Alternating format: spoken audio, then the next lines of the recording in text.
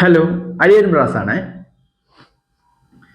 ഇന്ന് ഞാൻ നിങ്ങളെ മുന്നിലെത്തിയിട്ടുള്ളത് ഒരു ബ്രിട്ടീഷ് എഴുത്തുകാരനായ E.M. ഫോസ്റ്റർ എന്ന് പറയുന്ന ഒരു എഴുത്തുകാരനെ സംബന്ധിച്ച് പറയാൻ വേണ്ടിയിട്ടാണ്. ഇദ്ദേഹം basically he was an British person. ഇദ്ദേഹം ഇന്ത്യയിൽ വന്നിട്ടുണ്ട്.